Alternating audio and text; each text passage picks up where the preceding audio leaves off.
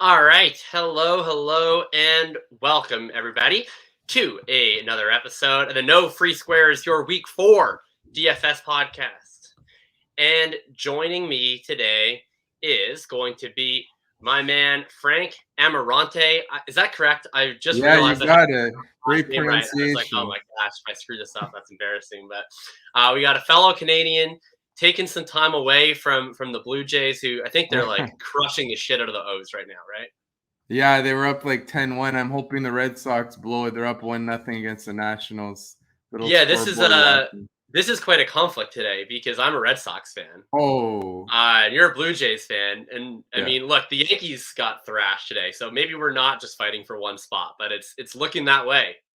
Yeah, it's like I love those Rays. I can't believe they just keep rolling. They have nothing to play for and they're They don't still give a winning shit. for us. It's They don't give huge. a shit. Yeah. All right. Well, believe it or not, this actually is not a Major League Baseball DFS podcast.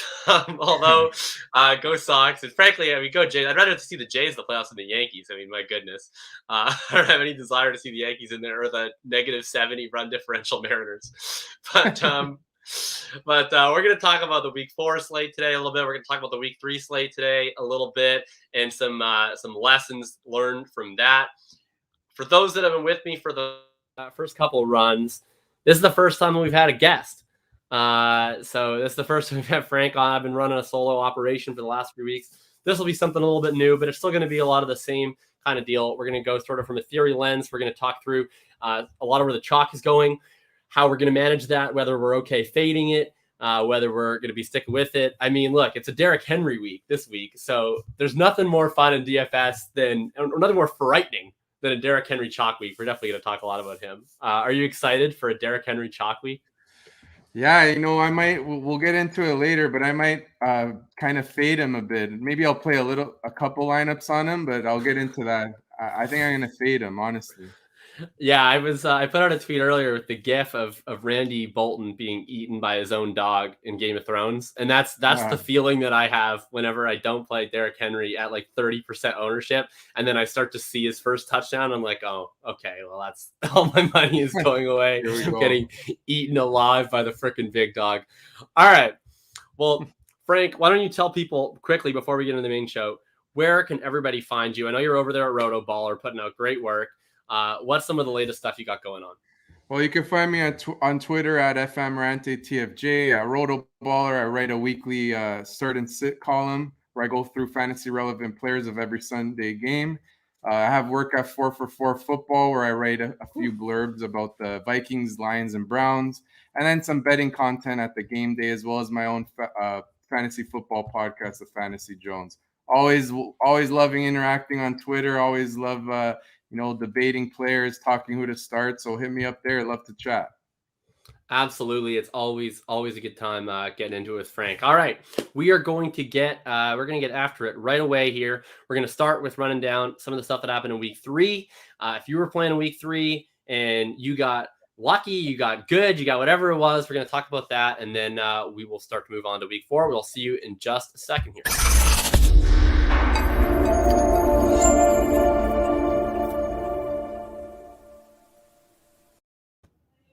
All right, week 3 was the week of Cooper Kupp becoming my overlord, master, and ruler. I tried to fade a 20% owned wide receiver once again, and it was the same wide receiver. It was my fantasy lookalike, and he owned my life once again. Frank, did you play enough Cooper Kupp this week? I did play a lot of Cooper Kupp, and I paired him with Godwin, but the problem was I was too overconfident on Justin Fields at that really cheap price. I thought with his rushing upside that he would you're playing Fields a lot better, so it killed all the Kupp lineups. Like, look. So did you stick with Kupp actually after because after Fields goes, like you're still playing? Oh yeah, you know what happened? No, you know what happened in that day? I was so right when the 4 o'clock started, I had my softball finals game. I didn't have time to do a late swap. Much more important. So, yeah. Look, I mean, if you can, I'm gonna break the news to you. If you play Justin Fields for 3 points in a slate where pretty much every piece of chalk hit, You probably weren't winning the million anyway.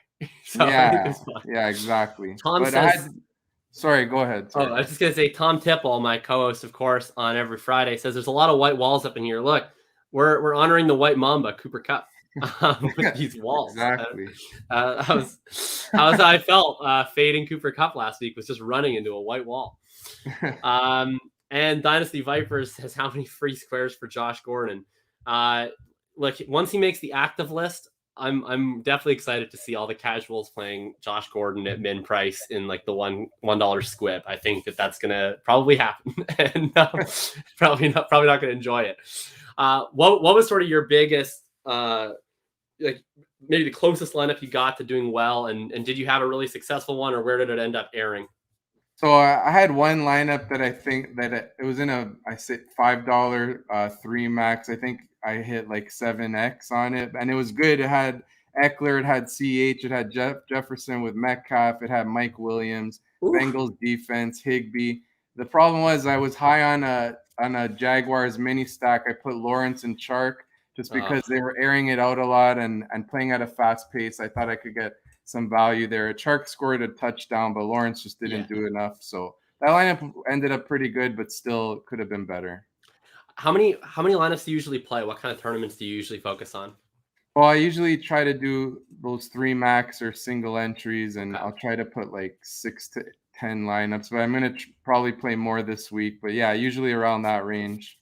I'm the same as you. Like I'm not a big GPP guy. I'm actually playing the slant this week for the first time this year. I usually play. I usually play like 3 entries, a couple single entries, and usually end up between 8 and 10 lineups.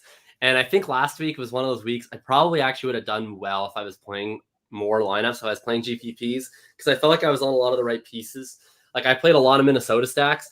The only Minnesota stack that I got the nut on, which was the Cousins, Jefferson, Metcalf, was ironically the GPP Roulette lineup that we did live on the show last week, where you absolute animals and you play Quintez Cephas.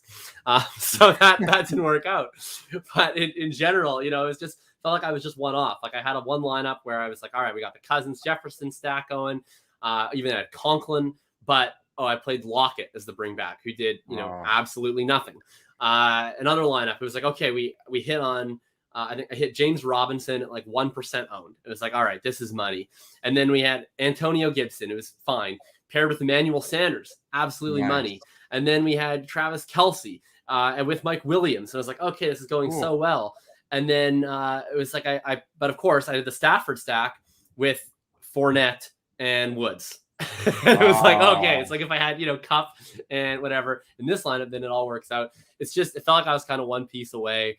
And it was a hard week because all the chalk hit. And frankly, like I said this in my column, which you can find on Player Profiler each week, the weeks where all the chalk hits, and I mean, we had Cooper Kupp at like 30% ownership in a lot of single entry tournaments, putting up 30 points. Like that's just painful. We had Alexander Madison at like 25% ownership, just looking like Dalvin Cook out there. When that happens, I'm going to lose because I'm just never going to play those kind of lineups. The lineup that won the DK Millionaire had 162% cumulative ownership, which is a lineup that I will just absolutely never play because you basically have to score like 220 points on that kind of lineup to actually be live at winning, which is what they did. So kudos. But like, I don't know what your usual threshold is for ownership, but for me, like I always want to play at least a little bit more contrarian because if you played Kupp and you played Madison and you played like Mike Williams, all these guys that were all chalk and they all went off, Barkley, Eckler, like you're benefiting, but so is everyone else. Like you're getting on this ship and you're like, all right, sick. Like I made it to the next port and you look around and it's like, everybody's there with you. It's like it's like that video with all the Spider-Men dancing to Take on Me. And it's like, oh, here's all the Cooper Kupp lineups, like in the mall food court. It's like, you're all benefiting from the same thing. You're not differentiating yourself in any way. And you have to go 9 perfect. And that's just not how I want to build. I don't know what your attitude is on that, especially in the single entry and 3 max stuff, but how contrarian, how weird are you usually getting and how do you approach that? Yeah, I'm similar to you, maybe not as contrarian, but yeah, you have to try to get a little contrarian because if you're playing all chalk, it makes it harder. You got to get a higher score, like you said. So I'll try to maybe throw in like one kind of pivot play in a stack. Like I remember week 1, a lot of people were on T. Higgins, and I played Yeah. Jamar Chase, and that worked out perfectly. Same, absolutely, yeah. So that would be the time. So like this week, let's say as an example, obviously people are going to still be firing up Cooper Kupp. Maybe I give, like you were doing with Robert Woods last week, give him another try. One more chance, baby, Robert fucking Woods. Maybe he has less ownership this time around. So that would be another way to do it. I think that it's not about like fading the chalk to me. And we'll talk about this when we get into the chalky matchups this week. Like I had Kupp in lineups, but I had Kupp in Lamar stacks because no one was playing those. I had Kupp in I did have Kupp, I think, in one of my Minnesota stacks, but something else went wrong. I had Kupp in a Trevor Lawrence double stack, which obviously got nowhere close to getting there. Right. So I was like, I'll play Kupp from doing that. But if I'm playing the classic lineup that everyone was playing, which is like, okay, I'll play Stafford with Kupp and I'll play Godwin. And it's like, and then I'm going to play, Madison on the other side with Metcalf. It's like, okay, well, what am I trying to accomplish here? Like, there's going to be so many of these lineups that I have to be perfect. And I just don't want to be. Ryan Harvey in the chat says Thursday DFS was very kind to me. Had CJ Uzomah at MVP. Nice. Yeah, man. I mean, you want to get contrarian, you play CJ Uzomah at MVP. I bet it was kind to you. Jeez. Yeah. Were you playing CJ at MVP? No, exact opposite for me. I was playing a lot of DJ Chark MVP, and then 2 plays in, good night. Like, hope full recovery for him. It sucks, but you know. Yeah, if Chark was in your MVP, you just, I don't know, pop in the melatonin and you got to bed right away. It's done for you. I didn't play any showdown. I kind of regret it. Although I probably would have pivoted like early in the day. My plan was to make James Robinson my main captain guy, but I probably wouldn't have done that once Hyde became inactive because I just then my attitude on showdown, and we don't usually talk about showdown here, but Ryan brought it up. It's like my pretty much my only goal on showdown is like, how do I build a lineup that's not absolutely abhorrent, but that people won't duplicate a million times? Because like if you just play like if you play even a close to normal lineup on showdown, like you're splitting first place with so many people that it's just so negative EV. Like I just don't understand why people are throwing these lineups in there. So to me, like I'm really not that concerned about how good my lineup is.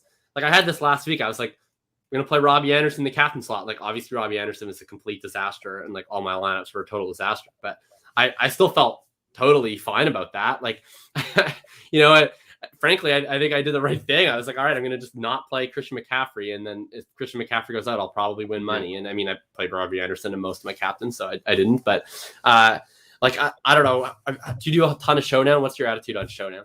Similar to you. You're absolutely right. Like, how much would it suck if you build such a nice lineup and then you split with like 20 people?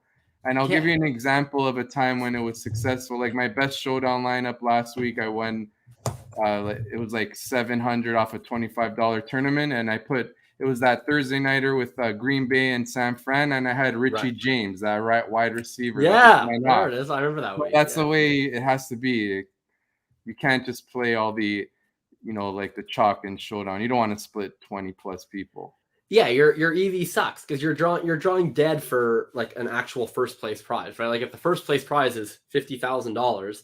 But like you're gonna toss in a lineup that's like James Robinson, with no Hyde as your captain, and then you're gonna play Boyd and Burrow and I don't know, Marvin Jones and whatever Bengals defense. It's like if that wins, it's like congrats, you split your prize with 150 other people and you made $400. It's like that's your EV is terrible.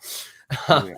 Honestly, I think about CJ, he's good in Madden, 25-cent entry, and I ended up winning $20. That's a good ROI. That's good, man. That's really good, man. Maybe one day you'll get high T enough to play CJ Uzomah in $100 single entry showdown, and then you'll really be living. All right, when we come back, we're going to turn our attention to the week 4 slate. We're going to start off with our ride down narrative street. We're going to talk about sort of the chalkiest plays, where we think ownership is tracking, whether we're going to buy it, whether we're going to pivot away from it, or how we're going to manage it. And we will be back with you in just a few seconds.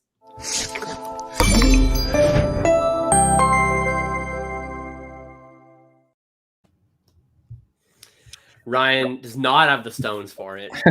Ryan, like there's plenty of different services available that can give you the proper stones to be playing CJ Uzomah and $100 single entry captain lineups. Last night I was streaming a CFL game between my Winnipeg Blue Bombers and BC Lions, and Doug Flutie and Frank Thomas had the same commercial on crack streams upwards of 69 times, but a testosterone supplement you can use. So Ryan, I encourage you to check that out, actually. All right. We're going to talk about a guy who needs no form of testosterone supplement. That is the big dog himself, Derrick Henry. It's my least favorite week in DFS, which is the week that everyone's playing Derrick Henry. And for good reason. He's very, very affordable, $8,800 on DraftKings. And he's now a PPR specialist back. He's like top 12 in the NFL, running backs on carries. He's tied for the lead in catches on the Tennessee Titans. And they have no receivers, and they're playing the Jets. So are you accepting Derrick Henry as your daddy this week? And are you going to be making him a priority? No, I'm not going to make him a priority. I know he's averaging over 30 touches and he's like 4 targets per game, and it's an affordable price, but I'd rather look elsewhere. I like a lot of the running backs in the 6K range. And I think like having no AJ Brown and no Julio is going to really hurt the Titans offense from an efficiency standpoint. The Jets are ranked 24th in run DVOA, but they are allowing 3.45 yards per carry.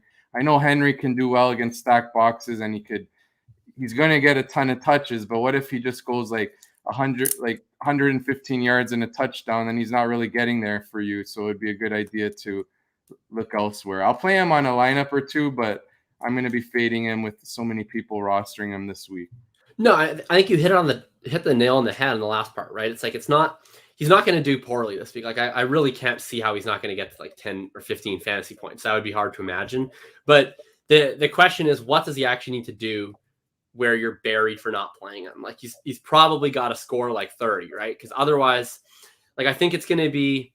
I was trying to build out lineups with Kyler stacks, like premium Kyler stacks, Allen stacks, and Mahomes stacks, just to try and test out, how easy it is. And the one thing I think is virtually impossible is building a Mahomes double with Derrick Henry. I think it's almost impossible to do that this week. The value on wide receiver, outside of maybe a couple guys we'll talk about later, is pretty poor.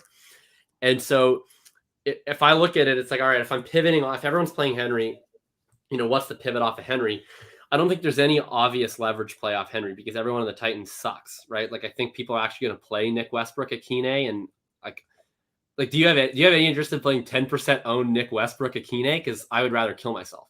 No, because he's become a popular choice, Yeah. and no, I can't do it. And who's to say that he's going to catch all those passes when he's one of the main targets? I'd rather play Chester Rogers at probably half the ownership. Yeah, exactly. I'd rather play Ferkser, actually. That's the guy. Yeah. If I'm going to play a Titan, I'm playing Anthony Ferkser because he's projecting like 3% owned. He's $3,100. Yeah. I don't know what his projection probably sucks because he's only played one game and he's Anthony Ferkser. But I mean, theoretically, right? So Ferkser only plays pretty much in passing situations. Theoretically, if you're fading Henry, you're betting on the Jets to be leading in this game, which I think is plausible because the Titans offense, like you said, just might not be very effective. Then they got to start running these, creative 12 personnel sets because they don't have any wide receivers. And it's going to be Ferkalicious who's running the routes. Why can't Anthony Ferkser have 4 catches for 38 yards and a touchdown? I'm kind of interested in the Ferk. And the other thing I would think of is just, okay, if Henry gets like 35 points, then yeah, you're probably just dead. But if Henry gets like 25, how do you beat a Henry lineup? And I think you have to get upside in ways that the Henry people can't. And I think that Mahomes Kelsey or Mahomes Hill is going to be very interesting. I think it's going to be under-owned relative to how it should be this week. How are you feeling about this Chiefs-Eagles game? Because I don't think Mahomes is going to be one of the top 2 or 3 quarterbacks in the slate. I think Kelsey and Hill are coming in, they're going to be owned, but like reasonably so. And no one's playing anyone from Philly. Yeah, you could definitely go that route. One thing I'm concerned about with that is I think the Eagles, after giving Miles Sanders only 2 carries last week, and establish it. Like Nick Sirianni was getting heated, like taking so much heat. I think they'll try to really run the ball and slow everything down, and maybe that could cap the Chiefs' upside if the Eagles are able to control the ball a little bit. Like so why don't we play? Why not Miles Sanders? And then play the Chiefs. I would be in for that for sure. I would be in. Like I'll play Miles Sanders this week. No one's gonna play No Miles one's Sanders. gonna play He's him. $6,400. He got 2 carries last week. No one is going to play him whatsoever. He's more Yeah. expensive than Jonathan Taylor. Yeah. Yeah. But that could be a route that you go. Like the Chiefs can score at will on anyone, and like you said, their ownership won't be as high as it usually is per a week because everyone's playing Henry, and it's hard to fit them in. Absolutely. If you were told, okay, so if you don't have the balls, if you're like Ryan, if you're like small ball Ryan, and you don't have the stones to fully fade the big dog, and I'm not going to fully fade. I'm going to play some Henry lineups. What is your Henry lineup looking like? Like how are you going to differentiate yourself? How are you going to correlate it? What is going to compel you to play the big dog and build a good lineup around that? Maybe what you can do to be a little contrarian, if you have Henry, you could save at quarterback and play like Taylor Heineke because the Falcons' defense isn't good. You could pair him with Terry McLaurin, who should do well against that secondary, and you could bring it back with Ridley, who's at an affordable price at $7K, or even Kyle Pitts, who the shine is worn off from a public perspective. Like they're seeing that he's struggling. He's a rookie tight end. Maybe not a lot of people will play him. And Washington's been such a disaster on defense. What a disappointment so far. And then you can hedge that by saying, okay, what if Washington's defense they've been underachieving, like they have so much talent, they should be better than this. What if then you play Washington's defense and pair him with Gibson, and then maybe like that could be a hedge from your Washington stack. Man, I love it. I promise we didn't even discuss this before the show, but I've built 3 lineups so far this week. I'm going to play 9 total. And I have 1 Henry lineup. And in that Henry lineup, I swear to you, I'm looking at it right now, Heineke, McLaurin, Ridley, Curtis Samuel. I didn't even mention it. And Derrick Henry and Corey Davis. So those are the 2 things I'm going to do. Number 1, if I'm playing Henry, I'm correlating him every single time because I want to get a little bit more benefit out of the Henry experience and everybody else. So like if Henry has a big game, the thing about Henry is his biggest games almost always include like one classic Henry rush, right? He's one of the few running backs that's actually kind of explosive that actually helps game stacks, right? Like usually when I play running backs, like if I play Zeke, for instance, this week, which I'm going to play actually probably a lot of Zeke this week. If I'm trying to mush the chalk on like a Dallas Carolina game, right? One of the ways to do that is like, all right, I'm just going to play Zeke. And then I'm going to hope the game plays out like the Monday night game played, which is that you get like a bunch of 6-yard runs to Zeke, just grinding out the clock. And he kind of kills everyone around him. Like he takes touchdowns away from Dak. He takes touchdowns away from Lamb and Cooper. He takes time off the clock because all the Zeke plays are super boring. And like he's usually getting there on volume. He's right. But like he's not the guy who's ripping off 80-yard touchdown runs. Like that's not going to happen. Whereas Henry, and I think Chubb is kind of this way too. Like I love playing Henry in stacks because sometimes he's just going to get that 70-yard touchdown run. And then all of a sudden the other side comes out. Like, I mean, you watched it in the week 2 game, right? It's like Henry starts getting going. He gets this massive run. And then what happens? Like then the Seahawks come back and get a long touchdown. I think it was like ironically to Freddie Swain, but theoretically that could have been to someone relevant. And then that would have made for a really nice stack, right? So I'm probably going to play, Corey Davis or Crowder in most of the Henry lineups, or I'll just play the Titans defense. And then you need to kind of get a little bit weird elsewhere. Cause I think if you just go like a Henry lineup, with like Stafford or Kyler, or I don't know how much you can do Mahomes. You start to just build really gross lineups if you're doing Mahomes and Henry, but I think you need to get a little bit weird elsewhere. I'm on it. You want to talk about Curtis Samuel? Because I'm all about Curtis Samuel. Oh yeah. Once I saw that he was active and I see he's at 3K, I mean, like if he's active, you got to think he's going to play not too much of a limited role. I mean, he sat out 3 weeks. They think he's ready to go. He's ready to go. And the thing with him is he's played on Scott Turner's offense before, so it might be easier for him to get going right away than, say, another player who's joining a new team and it's his first game in the new offense. And, hey, he's playing that Falcons defense. It's such a cheap price. Yeah, I love Curtis Samuel this week. And you don't need that much from him, right? Like, even if you can just get you, like, 10 fantasy points, like, you're really all you're doing is just buying the flexibility to spend up elsewhere, right? So, like, if Curtis Samuel can allow you to afford a Patrick Mahomes double stack, and then that stack gets you 100 points. Like then Curtis Samuel's already done his job. You don't need, that much out of Samuel. The other game that we mentioned, I already talked about, sort of, I think I alluded to where I'm standing on, is Dallas, Carolina. That's probably going to be the most owned game on this slate. What do you think of this one? Is this going to be a priority for you? And how is your favorite way to attack it? I do like this game a lot just because Carolina has been able to shut down opposing running games, allowing 2.19 yards per carry, best in the league. But obviously they haven't faced a running game like this one, so we could see. But I just think that we saw in week 1, Dallas was facing a similar tough run defense in Tampa Bay, and they chose to just really air it out. So I think we could see that again. And Dak's at a nice price, 6.7. Cooper, I really like. I like going Dak with Cooper and then DJ Moore with, his 30% target share. If you want to get different, you could put Terrace Marshall or Robbie Anderson. But like the more I think about it, if it's getting too high owned, I'll probably scale back how many Dallas stacks that I do and throw in a Zeke team just to hedge against it in case it goes, like you said, the way the Monday Nighter went. So how if you're playing the Dak, like I think the Dak Moore Cooper lineup, just based on how underpriced Cooper is, how much everyone loves DJ Moore and what he put out on Thursday, and then now the whole narrative about Moore with McCaffrey out, like that, everyone's going to be playing it. If you're playing that, and I think you can, like I don't think anything, I usually talk about fading most to chalk, but like I don't think anything is unplayable. I think, I had a Stafford Cup Godwin lineup. I think it just got really wacky elsewhere last week. What would you sort of look for as some things to target the rest of your lineup if you're playing that game that way? I think with that lineup, we could throw in Miles Sanders because no one's going to play him, like we said. Yeah, that's a great one. Yeah. And then it might be tough to pair him with Kelsey just because we have, well, I mean, you can, but. Well, Hardman? Can I interest you in you can Mecole maybe Hardman? go wild and put Mecole Hardman, but that would be risky. I always play fucking Hardman in DFS. I played so much of him last week, and you got that touchdown, so he kind of saved me. But I was playing the shit out of Hardman. Yeah, he'd be a decent choice. I like Jonathan Taylor this week. Miami's run defense hasn't been good, and you always like Jonathan Taylor. Yeah, I do, but in this case, because you got to think, like, Indy's winless, they got to see that they're not giving their most talented player enough touches.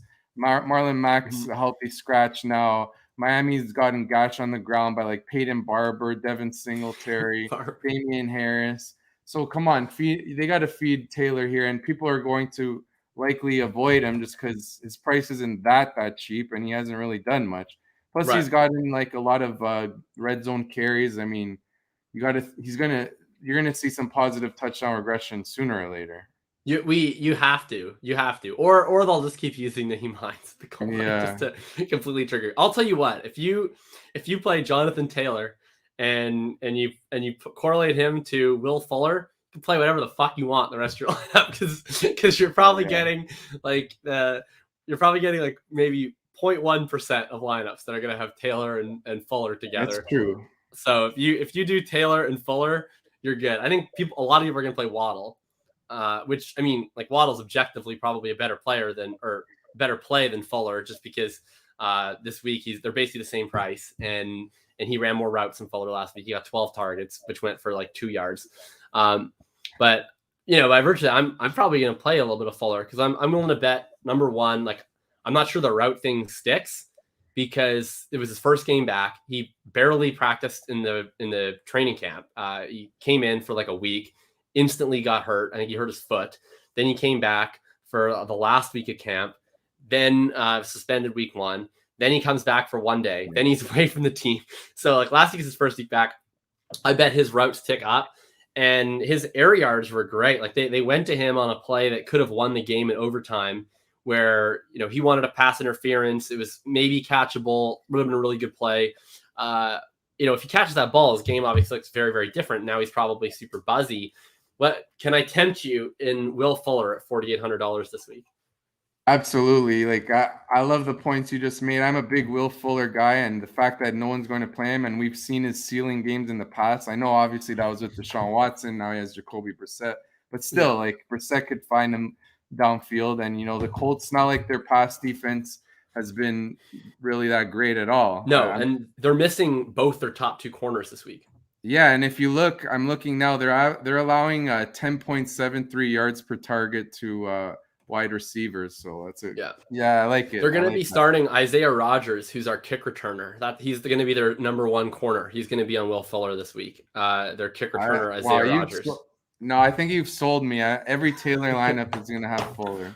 Okay, there we go. That's good for my personal brand. If we got my guy JT and Billy Needles. All right, last game I want to talk about quick here on this section that everyone's going to be playing, or a lot of people are at least. It's going to be Arizona and LA, and it's hard not to love this game. I mean, it's got a really high total. You got a lot of different pass game options on each side. You got some cheaper running backs you can get access to. 2 teams that play fast. 2 teams that are willing to chuck the ball. What are you feeling for this game? What's your favorite way to attack it, and are you into this one? I'm not as into this game just because so many people are going to be playing Cooper Kupp, and Arizona's defense looks much improved. I know the Rams are a totally different animal than what the Cardinals have played so far. It's just that I prefer looking elsewhere. I like looking at the Browns game and Vikings and the Cowboys and Panthers, because even I know it's a small sample, but Kyler Murray's really struggled against the Rams throughout his career. Through 4 games, I think he's averaging like 5.5 yards per attempt. If you look at his game log against the Rams, I tweeted it out earlier in the week. It's not very good at all. Obviously, like I said, it's a small sample, but when you're dealing with DFS and you're paying up for these players, and any little thing like that could kind of be a little concerning in playing them. And I'd rather – the thing with the Cardinals is, Hopkins is a bit banged up still, and he'll have to deal with Jalen Ramsey. So it's harder to pick who to bring it back on their end or who to stack on their side.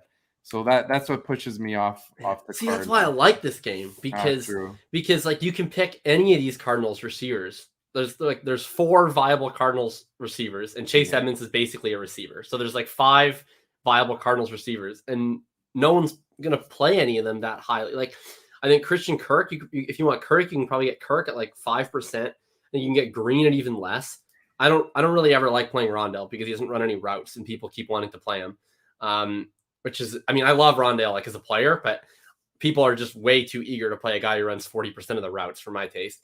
And then you got Hopkins. I mean, like, no one is going to play DeAndre Hopkins. Like, he has an 18% target share. He's injured, and he's playing against Jalen Ramsey. Like, I bet you get DeAndre Hopkins in the highest total game in the slate at like 1% ownership, and I'm so going to do that. That is a good point. Definitely a good point. Everyone's probably thinking along the same lines of me of what I just said. So it's just that he's even expensive still. That's a thing. But yeah, I see your point for sure. He is. I just like the pace of this game. Like the Rams play pretty quick. The Cardinals are always one of the fastest playing teams in the league. Like, you look at these, that's a concern for me, is like, that's what I like about Dallas so much. And, they play so fast, right? But I see more paths actually to that game going badly, just because I still don't know what Carolina is yet. They haven't really played anybody that impresses me. I think this Dallas defense is a little bit better than people give it credit for. And if they're able to take away more, I could see a path where Sam Darnold starts to look like the Sam Darnold we thought he was before this season. And that game just kind of gets ugly. I just don't see as many paths to this game failing, because I think it's going to play fast. I know the Rams are going to put up points. I mean, this Arizona defense does look better. You're totally right. But like, Minnesota still moved the ball at will on this team. I think that the Rams aren't going to have a big problem. I could see Kyler getting stomped on. I could see that, because they haven't played any great defenses yet either. Like, they've been lighting the world on fire, but who have they played? Tennessee, whose defense is absolute trash. Jaguars, complete trash. And Minnesota, at the very least, quite susceptible. So I could see it failing maybe from that angle. But Kyler still runs so much. They play so quick. There's so many big play opportunities. And my favorite play probably in this game ends up being Edmonds, who's had like a sneaky great role this year receiving wise. He's catching between 5 and 7 passes every single game. He's down to 5,500. The Rams, I expect to win this game. And so I think it's going to be far more Edmonds than Connor on the field. And Chase Edmonds got a carry at the 2 last week. So I don't think we should, people are looking at the James Conner 2 touchdown week and sort of writing off the possibility of any Chase Edmonds touchdown ever. And it's definitely plausible he gets vultured again, because that's sort of what James Conner's role is. But they did give him a carry at the 2. He didn't score on it, so maybe he'll never get one again. but I think it's like more plausible he gets a touchdown than anyone else. Can I interest you in Chase Edmonds? Yeah, I like the point you're making. Now, the way I'm thinking of what you're saying, maybe this is the route you go if you play Henry as a way of playing players that no one else is. Like you go Edmonds and then you pair him with Robert Woods or something like that of lower owned players in a potentially high scoring game. So I definitely see it. You got to like the pass catching upside of Edmonds here in a high total game. Yeah, are you ready to get hurt again on Robert Woods? I think I'm ready to do it one more week. I call my column this week Cooper Kupp falling knife, because every week I'm like more accepting of the idea that Cooper Kupp is the clear alpha, but then the price gap and the ownership gap just gets wider.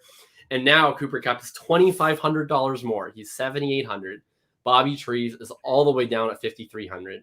I'm still seeing ownership projections that have Cooper Kupp up around 20%, Woods at around 10%, which is not nothing for a guy who's been terrible 3 straight games. But one more time for Bobby Woods. I think we fire him up one more time. Fire him up one more time. All right, you don't have to convince me. Okay, when we come back, we're going to talk quickly some more under the radar games. We've already talked a lot about Kansas City. But I definitely want to talk about Cleveland, Minnesota, because you've been hinting at them a little bit more. I want to break that thing down. I want to talk about the Seattle game. We talked a bit about Washington, Atlanta. We're definitely on the same page there. And anything else that you find interesting on the slate that you're going to be making a priority this week. When we come back, we're going to do our top plays of the week here.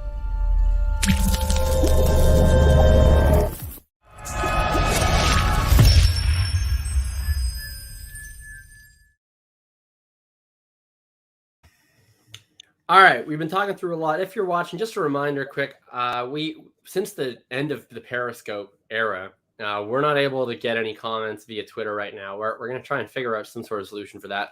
But if you want to comment, if you want feedback, we will answer all your questions. It's just got to be through the YouTube link, and that's at the top of my Twitter. Let's talk quick. What is your favorite? We already got the Browns logo here with Money Manziel. You've mentioned that you're liking this Browns-Minnesota game. Who do you like in it, and why are you so in on that one? Well, I like OBJ a lot. You know, he looked good in his return. He had 149 air yards. He had a 31% target share. So he had a 49% air yard share. And, you know, obviously Landry is out. He's the main guy here. That Vikings secondary isn't good at all. Like, they've given up big games to DK Metcalf, Rondell Moore. They gave up another big game to Jamar Chase. Yeah. So they're vulnerable there, and OBJ can get loose deep and make an impact. He's only 5.8, I think. So It's a reasonable price, high total game.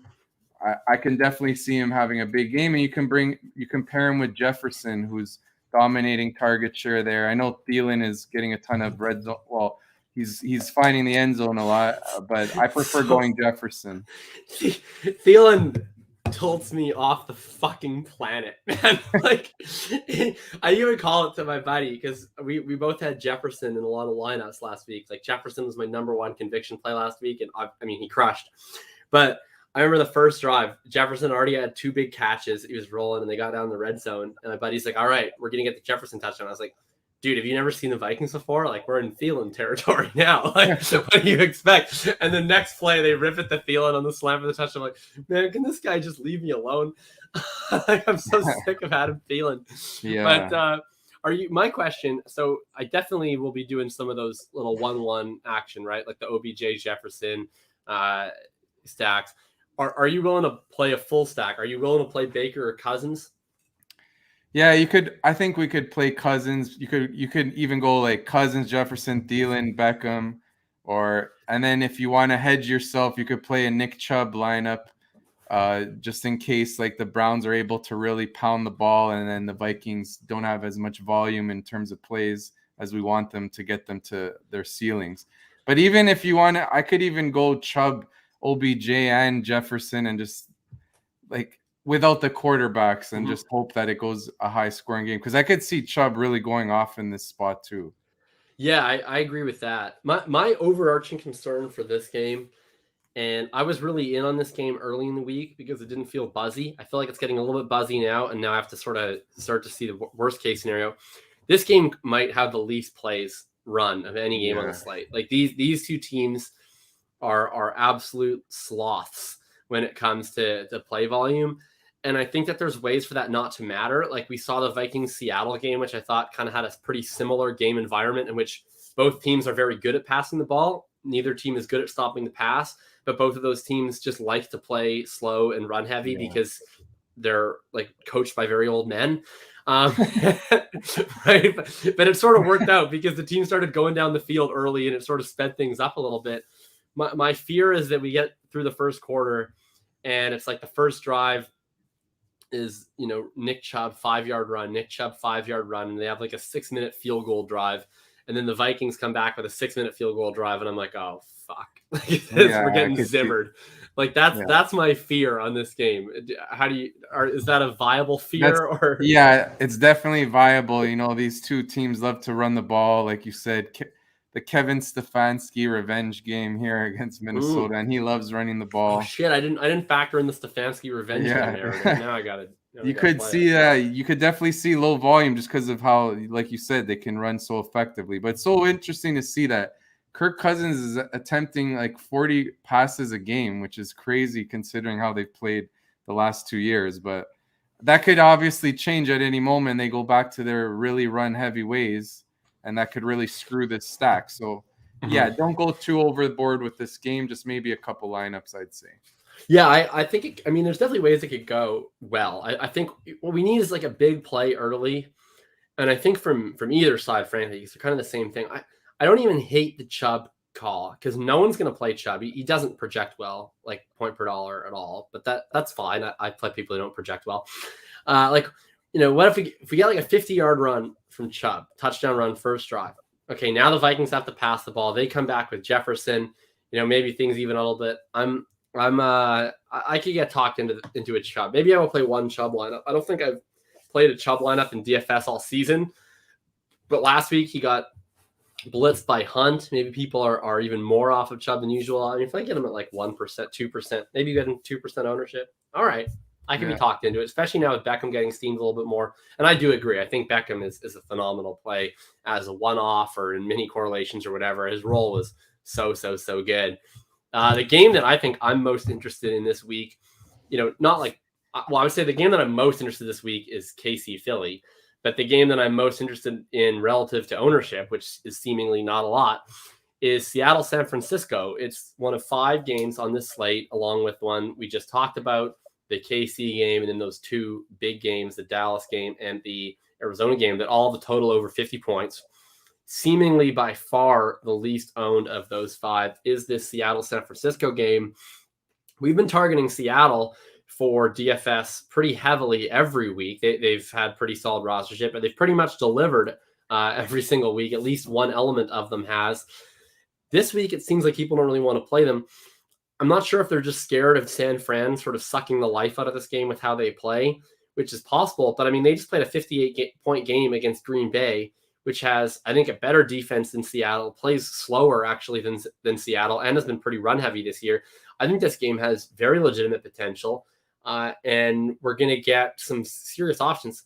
What do you think of this game? Because I'm pretty excited about it.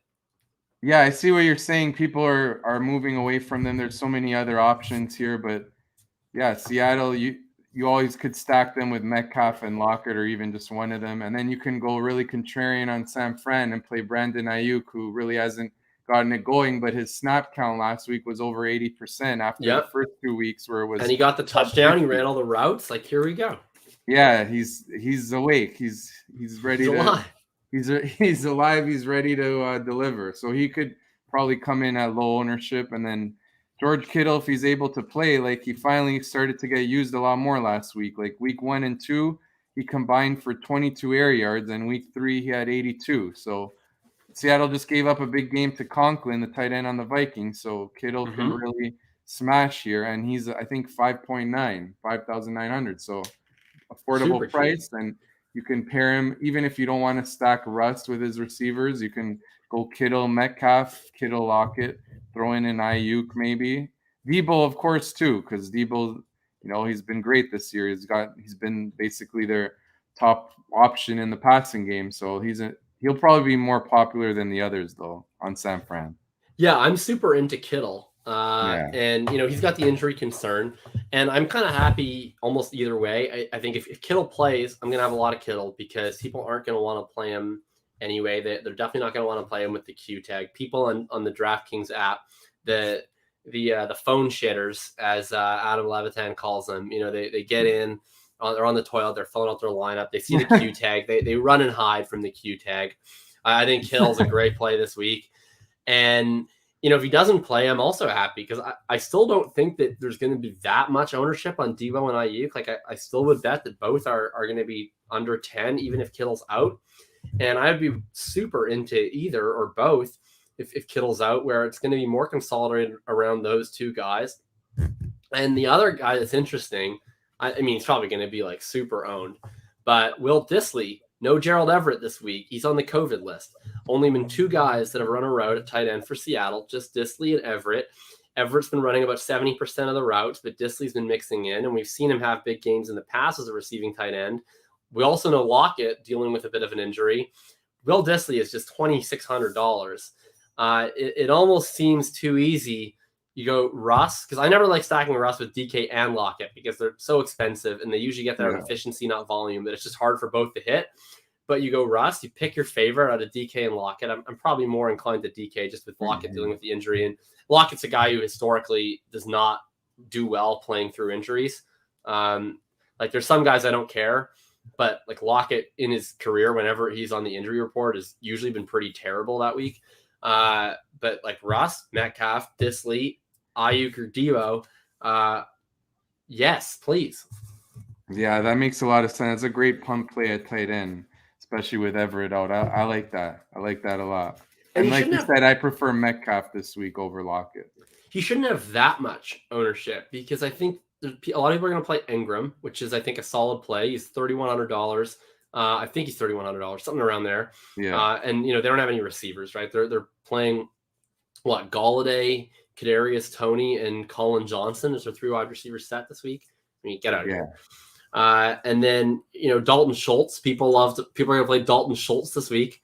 How much Dalton Schultz are you going to have this week in your? No, I'm not going to play him. I don't like playing these these lower tier tight ends are coming off huge weeks. Yeah, there is a 0.000% chance Dalton Schultz is going to make it into one of my lineups. The last thing on earth that I want to play is a chalk tight end who sucks in a game that everyone's playing. Like I can't think of I can't think of an easier fade than Dalton Schultz on my life.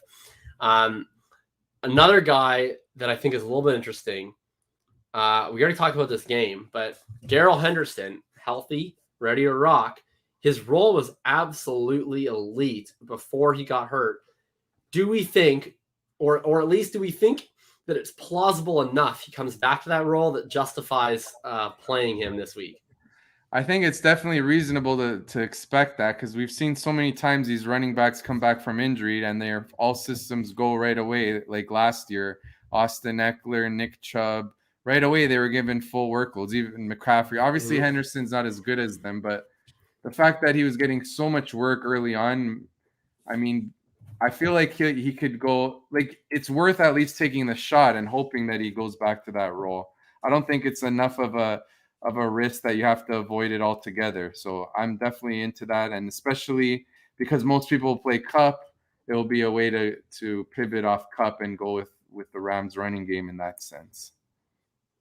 Yeah, I totally agree. Really, really nice leverage off of Cup and really from that whole game, right? He's one of those guys that can sort of suck the life out of the game. Anyone else quick that you think is a really strong play or a strong little correlation here before we hit the final segments? And we got a question from Ryan Harvey too.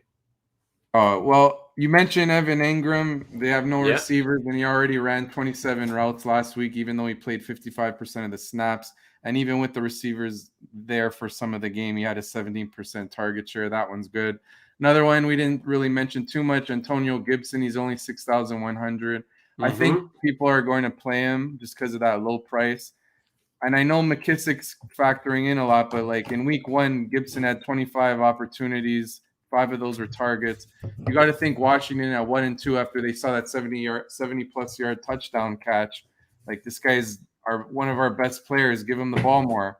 And Atlanta's an exploitable matchup, so that's another play I like a lot too. Yeah, my hope would be the Q tag keeps his ownership in check, because I thought he was going to be mega chalk early in the week, but he has that shin injury. It doesn't seem like a big concern. I think he's almost certainly going to play. And if anything, that keeps the ownership down. I'm into it. Quick before we move on, Ryan in the chat, Small Ball Ryan says, opinions on Zach Moss. Like my opinion on Zach Moss is that I think he's not very good at football, but my opinion on Zach Moss from a DFS context this week is that you could do worse. I like everyone in this Buffalo game, actually. The Bills come out throwing anyway, so I'm not really that concerned about them sitting on the ball. I like Allen. I'm into Diggs. I'm into Beasley. Probably not going to play Manny after the big game just because I think he's more owned than Beasley, and they're basically the same bet to me. But all of them, and certainly I think Moss is an okay option. I mean, the question I guess on Moss is like, what do you need from Moss to get there? You probably need 2 touchdowns, right? So you're betting on 2 touchdowns. I think it's fine. It's not the first place I'll go, but it wouldn't shock me if I end up with a Moss lineup. What do you think? Yeah, it's a great matchup. They have a high implied total against that weak Texans defense. They're 17-point favorites, or 16. Could be a good game script where like they're up multiple touchdowns. He could find the end zone. It's just that, his price is 5,300. You could get to like CEH instead, who I've talked your favorite player. Yeah, I've talked down about him a lot, but he's so cheap, and it's on the Chiefs offense against the Eagles where they could be controlling the game. You could only pay 800 more and you get to Gibson. That's the thing with Moss for me, that there's other running backs who I think are a lot better, but only a little bit more expensive. Yeah, I agree. I think Moss is like a good play in season long this week, but if there's like one archetype of running back that I probably play the least, it would be non-pass catching running backs in extremely good matchups. Like it's just, those are guys I think always get over-owned versus their actual ceiling, when I think that the bet is kind of fundamentally the same regardless of their matchup. Like James Robinson in week 1, for instance, was like the world's easiest fade, in my opinion. Nick Chubb then in week 2 against Houston, I thought was like a really easy fade. I mean, it doesn't always work out, of course, but whenever you get these guys that, like, it's different when it's Derrick Henry and he's going to get 100% of the carries. But there's just so many ways to Zach Moss failing that I think he's actually going to cast a little bit of ownership. He's probably not going to catch passes. If he scores 1 touchdown, that probably still doesn't get there. He probably needs 2. And, he could fumble in the first quarter and Devin Singletary could play every other snap. Like, there's just so volatile. I mean, I thought after the first 2 weeks, I thought it was pretty clear that Singletary was the lead back. Yeah, and it was then, random. And then randomly last week it was Moss. Like, we're now 100% sure it's Moss as the lead back. Like, I have no idea what the hell is going down in the Buffalo backfield. I'm actually more likely to play Singletary, frankly. All right, when we come back, I'm going to do real quick our sneaky athlete of the week.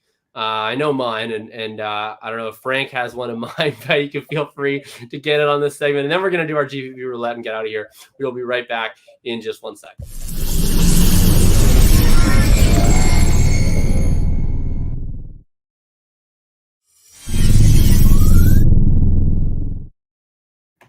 All right. For anyone that's new to my Twitter page or brand identity, the sneaky athlete is pretty much just means a white dude who can run that people aren't aware of, that actually can move in a forward direction.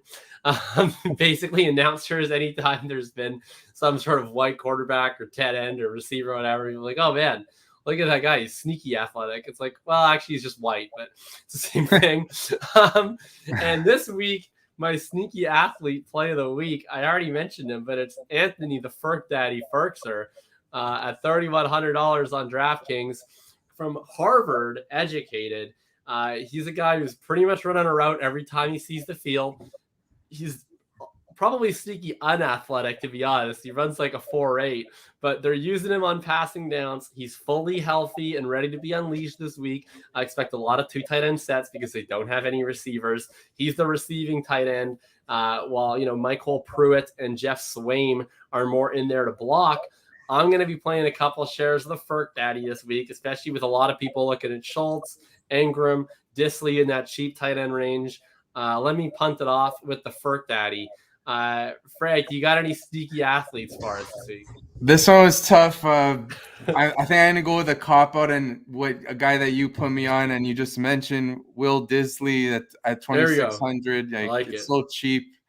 There's other cheap tight ends that it won't be that enough of that Disley will be. There's a lot of room down there in the cheap tight end zone this week, that's for sure. Yeah, so they'll go towards them, and maybe if I want to go another cheap guy like this sneaky athlete, I could say this one will be crazy with the way him and the offense is played, but Zach Wilson at 5,000 against the Titans defense that's not that good. You could pair him with Corey Davis and then put Derrick Henry there and hope Derrick Henry breaks a 50-yard run and then Wilson has to air it out, and who knows. Well, that's a fun way to get different with the big dog. I like that. What if Wilson just finally can move the ball a little bit? All you need really is 18, 20 points from him at 5K. Yeah.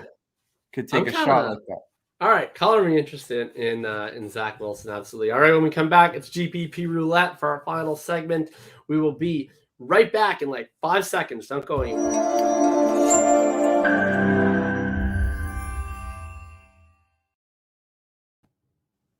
All right, here we go. We're going to do our final segment here, which is going to be our GPP Roulette. For anyone that is new to the show that's just tuning in this week, this is where we spin a roulette wheel between 36 players that either you commented to me on Twitter or I just got from randomly scrolling through Twitter.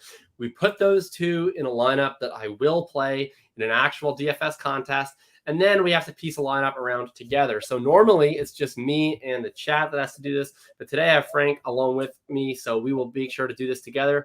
Last week was a very successful week for the GPP Roulette. We actually put up a 167. We had a big win. We tripled our $1 entry to $3. It was actually a top 1% entry. And we did it with you freaking animals making me play Quintez Cephas. We had Kirk Cousins, Justin Jefferson, DK Metcalf, Austin Eckler in that lineup. I forget the rest of the lineup, but it was a solid lineup. We had Mark Andrews in there at tight end. And I think we had Mecole Hardman in the flex with the Colts defense, scored 167 in a, if a few things go differently, maybe it ends up being a larger cash, but that was a lot of fun to actually be able to have a sweat on the GPP Roulette lineup. Can we do better this week? Can we top 167? Let's do it. All right. So here we go. We're going to get the screen share going here while we do a little bit of spin that wheel. So let's get our roulette wheel going up here. I'm not as quick with these screen share devices as Tom is, of course. Here we go. All right, so here's our little roulette wheel. And let's go here. Let's go. All right. Here we go. What is it giving us? We're getting 34. All right.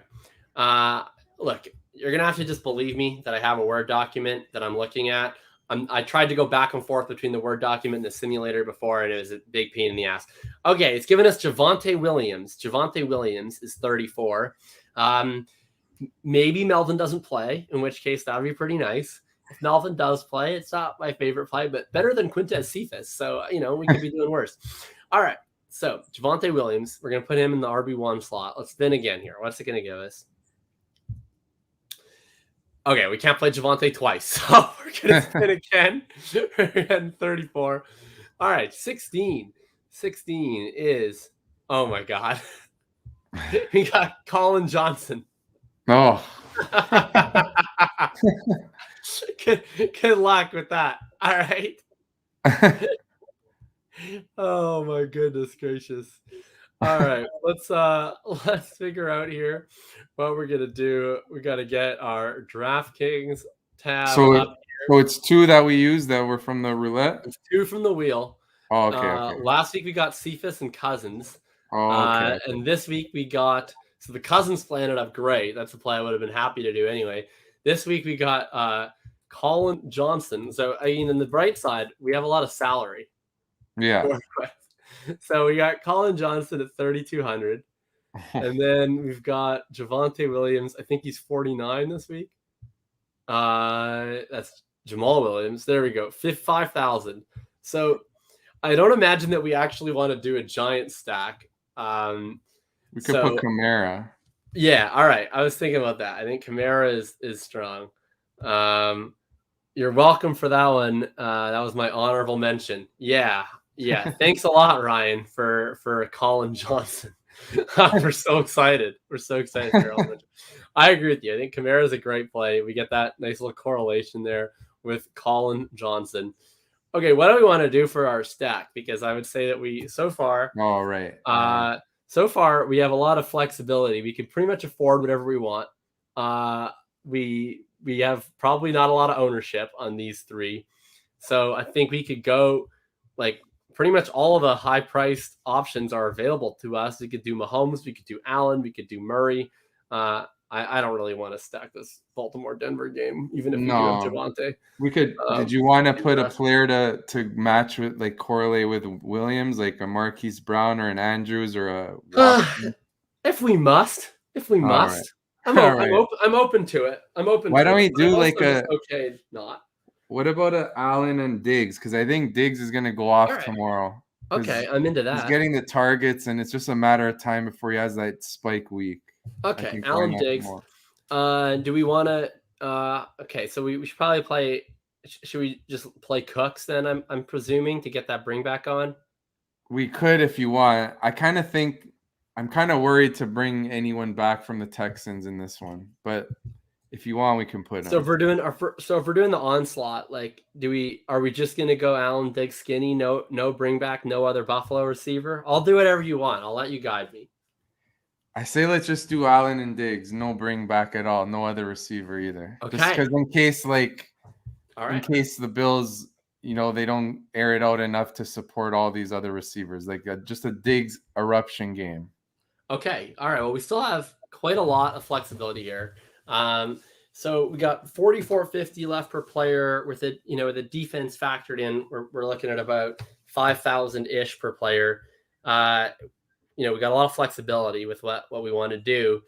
Do you got any other clear priorities you'd like to work into this? I mean, we can pretty much just hashtag play the best plays, because I don't think that we have many ownership concerns with a Allen Diggs, Javonte Williams, Alvin Kamara, Colin Johnson lineup. Yeah, we could do like maybe Jefferson and OBJ if you want. Let's see if we have the money for that. We might not. Let's try it. We'll see. That might be a little expensive. Let's see here. Probably is, but oh no. Well, we can punt tight end pretty hard, and we can punt defense pretty hard, and we might be able to make this work. Do we have it? Is there a $2,100 defense that's viable? I'm trying. I think there is. I think there's the Lions really cheap, but they're 22. Lions are 22. You could even go the Jets and hope that the Titans really struggle without. I'm super fine doing the Jets. I'm totally fine doing the Jets.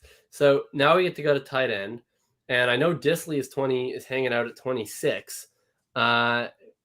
Really comes down to if you like Disley more. Oh wait, is Ferkser too expensive? Ferkser, I think, is up at 31. He's the same price as then Ingram is 3,000. If we wanted to play someone a little bit more expensive, we could go down from Jefferson to Thielen. But I'm pretty okay playing Disley. I mean, I'm okay with Disley. My only concern with Disley is ownership, and I don't think we have any fucking ownership concerns on this lineup. Yeah, that's for sure. All right, we're gonna lock it in.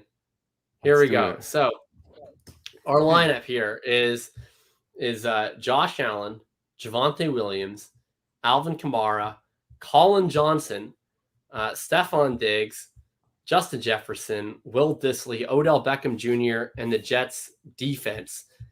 What could possibly go wrong playing the Jets defense and Colin Johnson?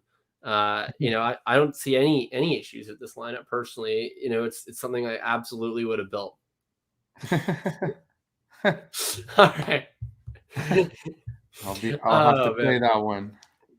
Yeah, I will be playing it whether I like it or not. It's going to cost me 550 crowns on that one, but that's all right. We won $3 last week on the roulette lineup, so that pays for my next 3. We're playing with house money on the roulette wheel so far. All right. Frank, we are at the end of the road here. Thank you for spending an hour with me talking over the DFS slate. I know I'm probably feeling better already, just teasing out my ideas with someone else, someone I really respect in the space. So why don't you let everybody know where they can find you for more great advice like they were hearing all day today? So find me on Twitter at Ammirante and you can find my written work at RotoBaller, 4for4 Football, and The Game Day. And it'll be a pleasure to talk to you. And yeah, like you said, I learned a lot from you. I respect you a lot in this space. You have great takes and well-informed. I really always on Twitter reading your stuff. I feel like I get better as a fantasy player. And then being on this show, I feel like we're going to kill this slate tomorrow after this conversation. Absolutely, man. Thanks a lot. Everybody make sure you follow Frank at Ammirante TFJ. And it was a blast having you on. It was a blast with you folks in the chat with us, everybody that watched. Make sure to check me out on Twitter, FF_RTDB. My weekly article on DFS, the Pareto Principles, is pinned at the top of my page for playerprofiler.com. And otherwise, I will see you on the Twitter streets tomorrow, tilting as I watch Derrick Henry run for 200 yards and 4 touchdowns and once again just get owned by the big dog.